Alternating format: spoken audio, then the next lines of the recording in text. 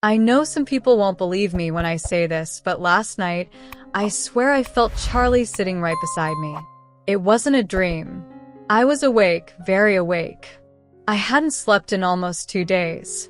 The house was quiet, too quiet, except for the soft flicker of the silver lamp in the corner of the living room. I was on the floor, knees pulled against my chest, because I still can't bring myself to sleep in our bed alone. The carpet felt rough against my skin, and the air, it felt heavy, like it was pressing against my lungs. Then it happened. It started with the smell. His cologne. Cedarwood. Soft, faded. The scent you only notice when someone brushes past you in a hallway. My heart stopped. Before I could even process it, I heard the cushion beside me shift, just a little, like someone had sat down, like someone I loved had come home. I didn't dare turn my head. I didn't even breathe. My hand moved toward the coffee table on its own, reaching for the thing I've been too afraid to touch for weeks, his leather-bound journal. The last thing he ever wrote in. The edges were worn, and the cover still had the faint imprint of his thumb where he used to hold it. And in that exact moment, the silence changed. Not like the silence of an empty room, but like the silence of someone listening. My fingers brushed the journal cover, and I dropped it, because something else happened. Something I still can't explain. What was inside Charlie's journal? And what made me drop it before I could open it? If you're still here with me, stay. This story isn't over yet. And if you believe love can cross heaven and earth, don't forget to subscribe and keep listening. The journal hit the rug with a soft thud, pages fluttering like a heartbeat. For a few seconds, I just stared at it, afraid to pick it back up, afraid of what I might read, but even more afraid of what I might feel. The room around me felt colder than before. The silver lamp still flickered faintly, casting shaky shadows on the wall. Outside, rain tapped against the window, slow, steady, like fingertips gently knocking. The clock over the fireplace glowed 2:14 a.m. I hadn't slept. I don't really know how to sleep without Charlie anymore. Everywhere I looked, he was here and gone. His gray sweatshirt still hanging on the back of the recliner. His Bible left open on the coffee table, still on the same page since the week he left. His chipped coffee mug on the shelf, untouched but never move. D. And now this journal, his handwriting hidden inside, weighty. Ing. I finally reached for it again. Slowly. My fingertips grazed the worn leather cover. His initials, CK, pressed into the corner. I could almost hear his voice in my head, soft and breathless, the last time he wrote in it. For you. One day. I swallowed hard and pulled the journal into my lap. But before I could even open it, the hallway light began to flicker. Once. Then again. The low hum of the refrigerator in the kitchen stopped, like the whole house was holding its breath. Then I felt it. Not a sound, not a voice, just a presence standing right behind me. My heart pounded so loud it echoed in my ears. I turned around slowly. No one was there, but the journal in my hands felt heavier, warmer. And then the phone rang at 2:15 a.m. Who would call at that hour? Have you ever felt someone's presence after they were gone? Tell me in the comments. I'm reading them all. And stay with me, because what happened next shook me to my core. And then it happened, the sound that made my whole body freeze. The phone rang. Not a soft vibration. Not a notification. A loud, sharp ring that cut straight through the silence. I turned toward the coffee table where my phone lay next to the journal. The screen lit up with one message. Unknown caller. 2:15 a.m. My stomach twisted. No one calls at that hour unless it's an emergency or something else entirely. One ring. 2. 3. Something inside me whispered, don't answer. But another part, quieter, Desperate, whispered back. What if it's him? My hand trembled as I picked it up and pressed it to my ear. I didn't speak. I just listened. At first, nothing. Just the faint sound of static, like wind blowing across an old microphone. I held my breath. Then I heard it. Not clearly, but enough to make every hair on my arms rise. Erika, a whisper. Thin. Fragile. Drawn out. Like it was traveling from somewhere far away. Somewhere it shouldn't be coming from. My heart slammed against my ribs. Hello? Who is this? I managed to whisper back. No reply. Just a soft, shaky exhale. And then click. The call ended. I stared at the screen. No missed call. No number in recent history. As if it never happened. Before I could even process it, thud. I turned toward the hallway. A picture frame had fallen. The one from our wedding day. Face down on the hardwood floor. I hadn't moved. No windows were open. No wind. I barely breathed. Charlie, if that's you, please show me, I whispered. That's when I heard it. A knock. Slow. Gentle. From the front door. Once. Twice. A third time. Who knocks at 2:17 a.m. in the rain when no one is supposed to be there? Would you answer a call from someone who's no longer alive? Let me know below, and make sure you're subscribed, because it gets even stranger. I couldn't move. The knock came again, slow, steady, like whoever or whatever was outside already knew I was frozen on the other side of the door. Rain slid down the window beside it, racing in crooked lines. My breath turned shallow, sticking in my throat like it didn't know whether to stay or leave. The journal slipped from my hands and hit the rug with a dull thud. My legs felt weak as I stood. Every step toward the door felt heavier than the last, like the air itself was pushing me back. The wooden floor was ice cold beneath my bare feet. I reached the door and placed my hand on the doorknob, but I didn't turn it. Because right then a terrifying thought crept in. What if this isn't God? What if it isn't Charlie? What if I'm losing my mind? My forehead rested gently against the wooden door. Tears blurred the soft glow of the porch light outside. My voice was barely a whisper. God, I don't know what's real anymore. And then silence. The knocking stopped. The rain softened. For a moment, I thought it was over. But from behind me, creak. The sound came from the living room. I turned slowly. The old recliner, the one Charlie used to nap in, was rocking back into place, as if someone had just stood up from it.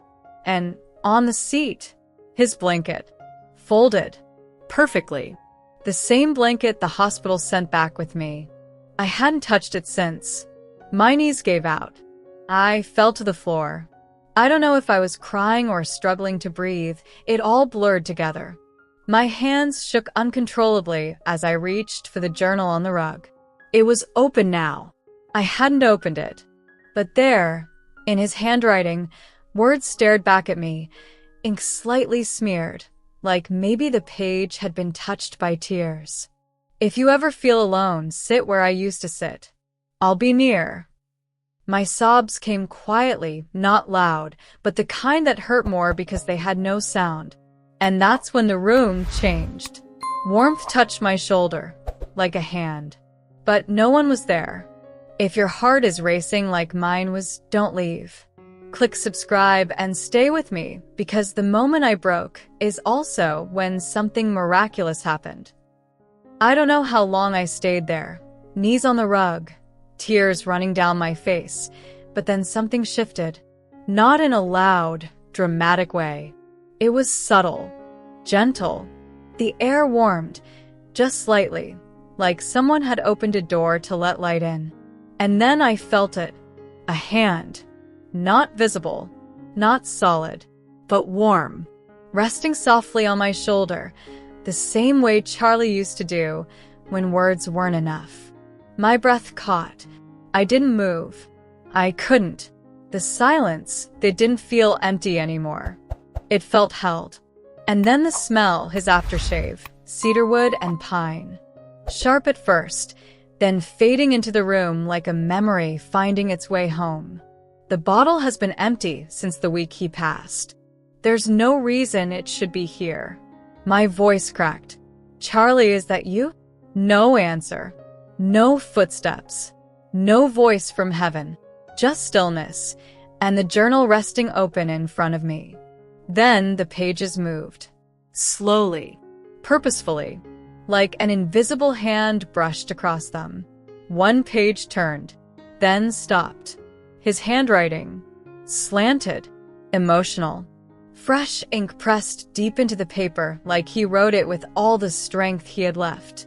Grief is love with nowhere to go. If you're reading this, my love, let it find its way back to God. I covered my mouth with my hand, trembling. My tears dripped onto the page, smudging the edge of his words. I didn't know if I was losing my mind or standing in a holy moment. Then the lamp flickered once, just once. And somewhere deep inside me, not in my ears, but in my heart, I heard it. I'm okay. It wasn't a loud voice, not even a whisper, more like a memory spoken from beyond the walls of this world. The warmth stayed. The fear didn't. But peace didn't mean the question stopped. If he was near, what did he want me to do now? And why did the journal suddenly feel heavier, as if it was holding more than just words? If you've ever prayed for a sign, this part is for you. Stay until the end and subscribe, because the letter I found changed everything. I stayed there for a long time on the rug next to the journal, just breathing. Slow. Shaky. But this time not from fear. From something else. Something softer. Peace. Not the kind that fixes everything. The kind that simply holds you together when you're falling apart. The room felt different now. The cold was gone. The silence wasn't heavy anymore. It felt warm, like a blanket pulled over your shoulders. I wiped my face with the sleeve of Charlie's sweatshirt, still draped across the recliner. For the first time in months, I could speak without crying. I looked up and whispered, God, if this is really from you, if you let me feel him, thank you. Please don't let me waste it. My fingers brushed the journal again. I pulled it gently to my lap.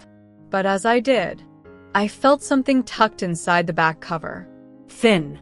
Paper. A letter. Folded twice. My name written on the front in his handwriting. Erika. My breath caught. I almost opened it right then. But something inside me, quiet, gentle, told me to wait, to be still. So instead, I stood up slowly, walked to his recliner, and sat exactly where he used to sit. The cushion dipped just a little under my weight, like someone else had just been there. I held the journal close to my chest. My hand rested on the unopened letter. I closed my eyes, and in the quiet, I felt it again. That faint pressure, like fingers lacing between mine. No fear, just love. The world outside continued as if nothing happened. The hum of the refrigerator, the soft patter of rain easing, the distant sound of a car passing down the street. But I wasn't the same.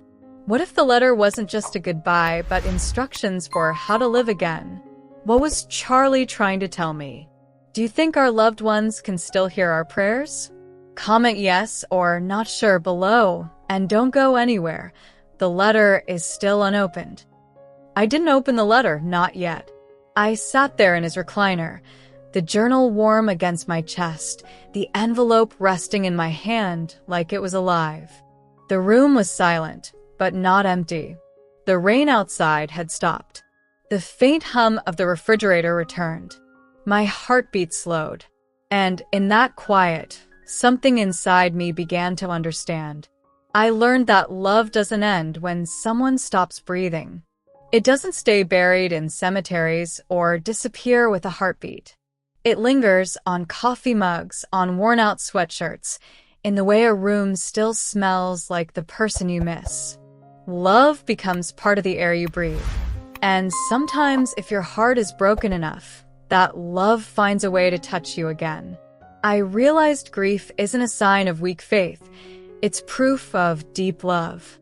For months, I felt guilty for crying, guilty for begging God for answers, guilty for feeling angry. But tonight, I finally understood. God isn't afraid of my tears. He meets me in them. Grief doesn't mean I stopped trusting him. It means he gave me someone worth missing. I learned that healing doesn't mean forgetting. It means choosing to live with the memory, not under it. I used to think moving forward meant leaving him behind. But maybe moving forward means carrying him with me, just differently. Not as a wound, but as a purpose. My fingers finally unfolded the letter. But before I read the first word, I looked up and whispered, "If this is really you, if tonight is real, I promise I'll live differently. I'll live with hope." The lamp flickered once, like a silent nod. I looked down at the page. The first sentence wasn't what I expected. It didn't say goodbye. It said something that made me break open all over again, but in the most beautiful way. Which of these lessons touched you most? Tell me in the comments. And stay, because the final line of his letter was the one that broke me completely. My hands trembled as I unfolded the letter completely. The paper was soft from being handled so many times, edges slightly torn, like he kept reading it before deciding it was ready for me. I expected it to say goodbye, but the first line, it stopped my heart. If you're reading this, it means God answered my prayer. He let you feel I never truly left. Tears blurred the ink as I read the rest. I know your nights are long. I know the house feels too quiet now. But I asked God for one thing, that when the loneliness becomes too heavy, he would let my love be the reminder you're not alone. Not then. Not now. Not ever. I pressed the letter to my chest. The journal, still sitting on my lap, no longer felt like weight. It felt like presence. Like love. The rain outside had completely stopped. The silence wasn't hollow anymore. It felt full. As if someone was still here, just in a different form. I whispered, "Charlie, I feel you. Thank you." For the first time since he died, I breathed deeply without shaking. I gently folded the letter and placed it back inside the journal beside the page he wrote for me long ago. The clock read 3:01 a.m., same living room, same silver lamp, same journal. But I wasn't the same. I stood, walked over to the coffee table, and set the journal down exactly how I found it.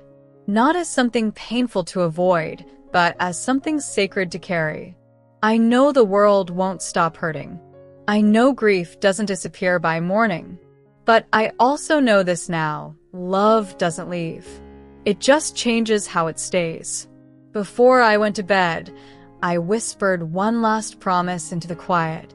I'll carry you forward, not as pain, but as purpose. Some goodbyes echo, but true love never leaves. It just finds a quieter way to stay. If this touched your heart even a little, please like this video, subscribe, and share it with someone who needs hope tonight. You're not alone. None of us are.